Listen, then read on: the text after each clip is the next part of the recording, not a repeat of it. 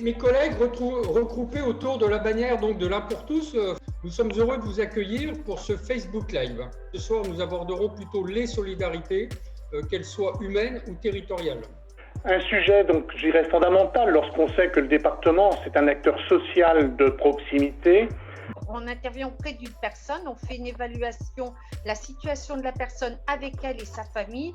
Et après, on se dit comment on va pouvoir l'aider. Donc, si c'est besoin d'une infirmière, c'est une infirmière, de l'aide-soignante et de l'aide à domicile ou du portage de repas. Donc, il faut performer cette articulation entre l'aide et le soin.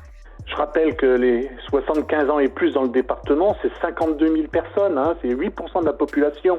On veut mettre le maintien à domicile en avant. On peut pas faut se rendre compte que les situations sont difficiles. Les gens sont malades, ils seront pas à l'hôpital, ils seront pas en long séjour, ils sont là. Voilà. Puis les hébergements, du logement. Le logement, c'est très important. Le logement bien fait est un moyen de lutte contre toute une série de maladies. Outre, c'est vrai qu'il y a des besoins de financement, des besoins de formation, des personnes qui interviennent auprès des personnes isolées pour leur maintien à domicile, mais il y a, semble-t-il, un besoin vraiment fort de dialogue, d'organisation, de coordination. Et ça, visiblement, il n'existe pas vraiment. Comment il peut être organisé ? C'est de la proximité, c'est de la concertation, c'est de l'échange. J'aimerais insister sur un point concernant la solidarité, c'est l'accès aux droits. Aider ceux qui en ont besoin et qui, parfois, ne demandent pas forcément les aides. Aujourd'hui, en France, on estime que 36% des ménages ayant droit au RSA ne le demandent pas.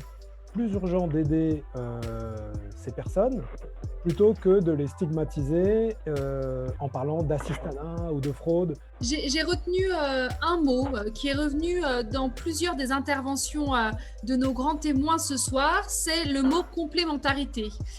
Et je crois que chacune des associations, des projets que vous portez, que vous fédérez, permet cette complémentarité pour le territoire.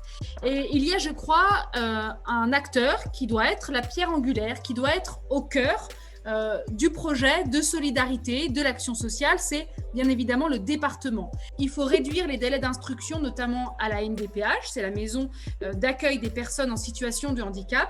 Aujourd'hui, attendre 9 ou 10 mois quand on est en situation de handicap et que l'on attend une aide, cela n'est pas possible, ce n'est pas acceptable. Il faut également proposer des logements qui correspondent aux attentes, aux besoins de chacun, permettre des nouvelles formes d'habitat. Ce soir, nous avons évoqué, et je vous en remercie, l'habitat participatif.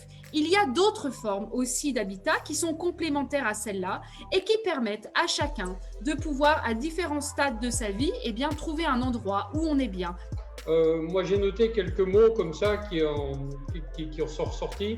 La proximité, les échanges, la complémentarité. Nous vous remercions, vous, qui nous avez suivis à travers ce Facebook Live, après celui de la semaine dernière consacré à la santé.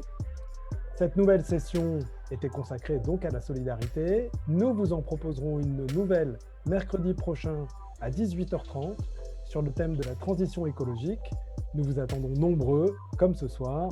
Merci et bonne soirée.